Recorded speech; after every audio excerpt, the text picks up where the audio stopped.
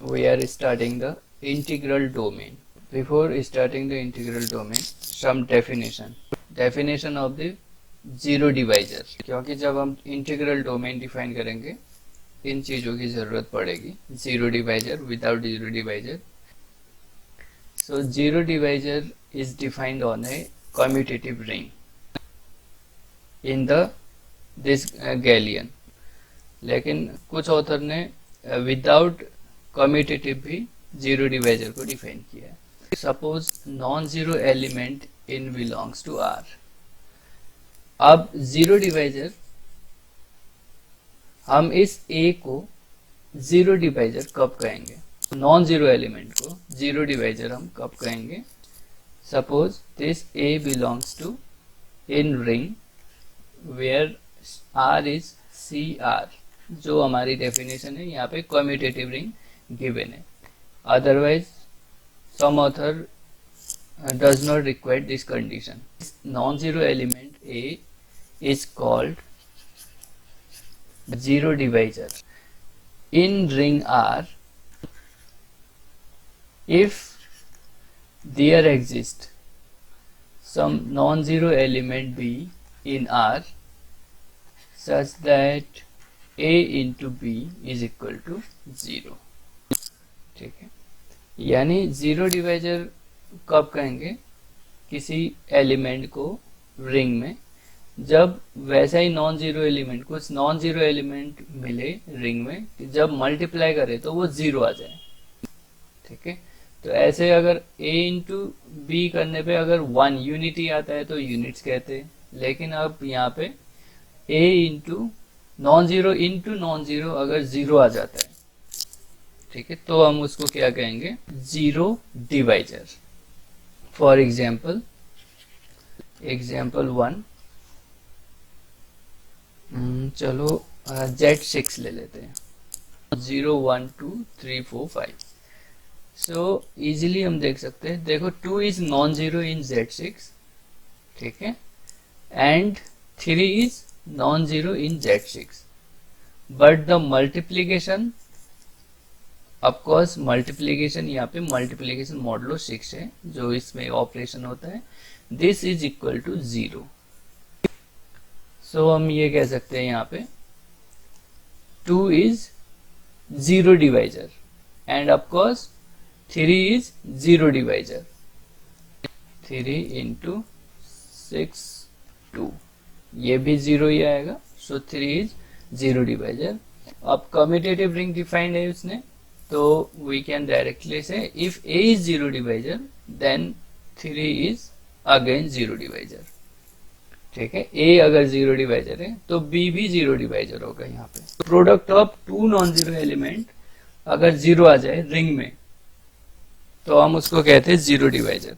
अब अगर CR ये जो कम्यूटेटिव रिंग वाला ड्रॉप होता तो जीरो डिवाइजर जो डिफाइंड होता लेफ्ट जीरो डिवाइजर और राइट जीरो डिवाइजर.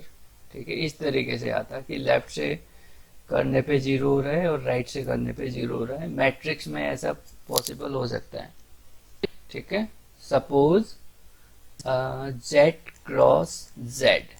ठीक है, Z क्रॉस Z में 1, 0, 0, 1, बोथ आर नॉन जीरो. ठीक है, बोथ आर नॉन जीरो. ये अगर आपका कोई x है, ये y है. सो बट प्रोडक्ट, इन दोनों का प्रोडक्ट आप करो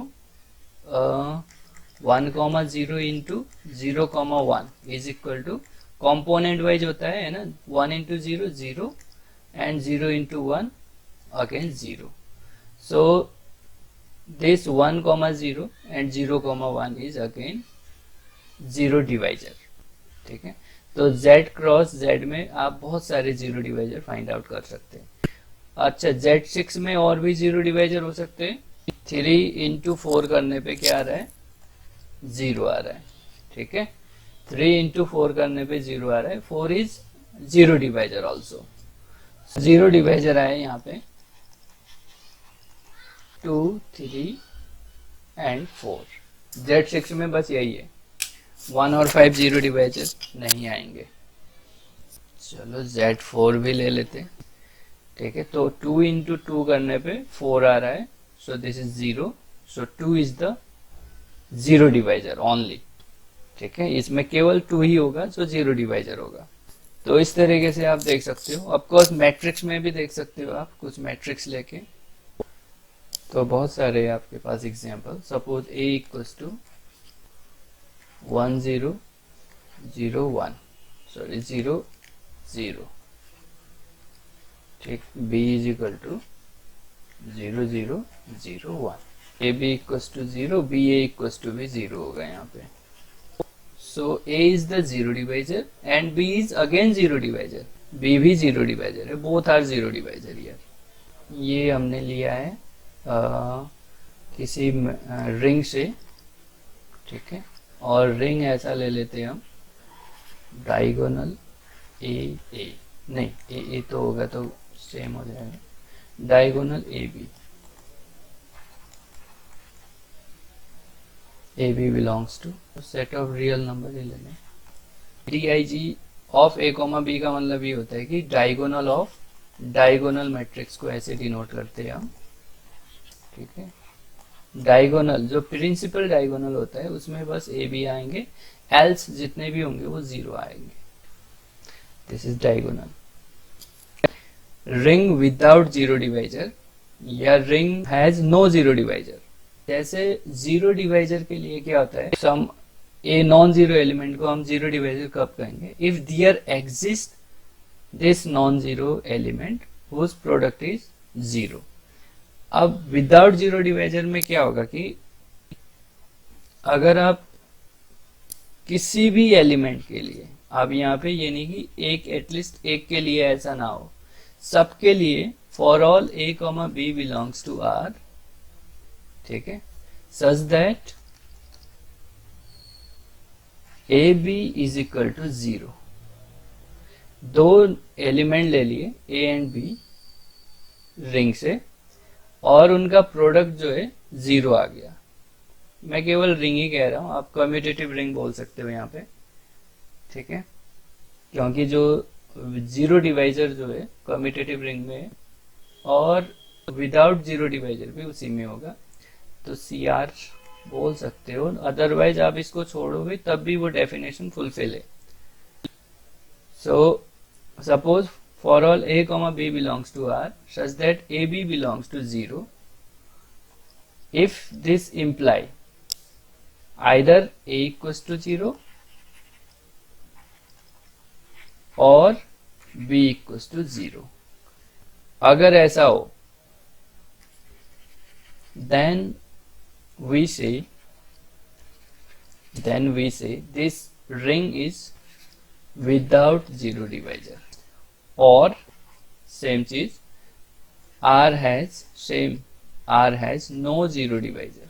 जीरो डिवाइजर के लिए तो क्या था, नॉन जीरो एलिमेंट का प्रोडक्ट अगर 0 आ जाए, बट विदाउट जीरो डिवाइजर के लिए क्या है, अगर कोई दो एलिमेंट का प्रोडक्ट 0 आ रहा है, या तो a 0 होगा और b इक्वल्स टू 0। इसका negation for all a comma b belongs to R if a is non zero. अब देखो इसका निगेशन करके यहाँ पे मैं दूसरा डेफिनेशन बना रहा हूँ, सेम डेफिनेशन है, आइदर a इक्वल्स टू 0 और b इक्वल्स टू 0। जब भी और आता है निगेशन करते हो तो ये एंड बन जाता है। If a is non zero and b is non-zero, then a into b is non-zero, ठीक है। Of course for all a comma b, then this R is without zero divisor। तो ये भी डेफिनेशन है इसकी। फॉर एग्जाम्पल z, ठीक है, set of integer. अगर कोई भी दो नॉन जीरो इंटीजर हम लेंगे, या suppose a b equals to 0 है, तो डेफिनेटली अगर ये दोनों इंटीजर है तो definitely either a equals to 0 और b इक्वल्स टू 0 और बोथ आर 0 ही होगा, या तो a 0 या b 0 या बोथ आर 0, तभी ये पॉसिबल है। अदरवाइज आप इसको ये भी लिख सकते हो, if A non-zero and B non-zero, then product is always non-zero. ठीक है, so the Z is without zero divisor. खैर जब हम इंटीग्रल डोमेन पढ़ेंगे अगेन ये चीजें आएगा, because integral domain is nothing but without zero divisor. पहले zero divisor then without zero divisor. देखो विदाउट जीरो डिवाइजर हम यूज करते हैं तो पूरे रिंग के लिए बोलते हैं रिंग विदाउट जीरो डिवाइजर, और zero divisor for particular element के लिए. सपोज Z मैंने लिखा है यहाँ पे 5. ठीक है, क्या ये विदाउट जीरो डिवाइजर है? Z5 has no zero divisor, कोई भी एलिमेंट जीरो डिवाइजर नहीं है, so it is the without zero divisor. तो एक छोटी सी डेफिनेशन है प्राइम एलिमेंट. यूक्लिड लेमा आपने पढ़ा है, whenever P divide A into B, है ना, then it imply P divide A or P divide B for any AB. Then we say P is the prime element. अगर आपको याद हो prime की definition, P is said to be a prime if whenever P divide AB, P must divide A or P must divide B. Whenever. तो इसी definition को ring के लिए हम यूज कर रहे हैं. सो सेम यही डेफिनेशन है, कुछ चेंज नहीं है. यहाँ पे बस R को let R be a CRU, commutative ring with unity. P को, P जो भी प्राइम एलिमेंट होगा रिंग में, इस P को हमने या नॉन जीरो होना चाहिए, जीरो भी नहीं होना चाहिए, और नॉन यूनिट होना चाहिए, यानी वो यूनिट भी नहीं होना चाहिए. Let R be a CRU and P be a non zero non-unit in R. Then we say P is prime element in R whenever P divide AB, it imply P divide A or P divide B. AB जो होगा वो R के होंगे. देखो जैसे Z है, ठीक है, तो आपको पता है इसमें जो प्राइम एलिमेंट होते 2, 3, 5 एंड सो ऑन. अब आप कुछ लोग सोचते हैं कि ये जैसे डेफिनेशन है P डिवाइड ए बी हो रहा है, तो P को मैं कह रहा हूं कि वो क्या, P को मैं प्राइम कह रहा हूं. ठीक है, P को मैंने प्राइम किया है. कुछ लोग ये कर लेते हैं यहाँ पे, जैसे 4 डिवाइड 12, तो इट इम्प्लाई 4 डिवाइड 4. ये तो because 12 can be written as 12, 4 into 3, है ना. तो अब क्या इसको जो मैंने ये लिखा है, क्या इसको इसके साथ आप रिलेट करोगे? नहीं. क्योंकि देखो यहाँ पे यूज हुआ है व्हेनेवर. जब कभी भी ऐसा हो तो ये होना ही चाहिए. तो आपने ये कह दिया, चलो यहाँ से आपने बोल दिया आपने 4 प्राइम होगा, बट मैं क्या करूंगा 4 divide 4, but 4 does not divide 2 because 4 can be written as 2 into 2. 4 can not divide 2, 4 can not divide 2, है ना, 2 इंटू 2 है. तो व्हेनेवर का मतलब ये होता है जब भी ऐसा हो रहा हो तो ये जरूर एक ना एक को डिवाइड करेगा ही करेगा. Hence 4 is not a prime.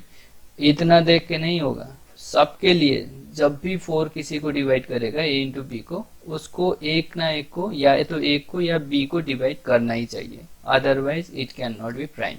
So by definition 4 can not be prime. केवल इतना देख के नहीं करेंगे, हम और को भी देख सकते हैं, अदर एलिमेंट्स भी दे सकते हैं, जो भी पॉसिबल A B होगी जो P डिवाइड कर रहा है, सबको देखेंगे कि वो डिवाइड कर रहा है, और प्रोडक्ट को अलग अलग भी फैक्टर a इंटू बी को भी अलग अलग डिवाइड कर रहे हैं, नहीं कर रहे हैं।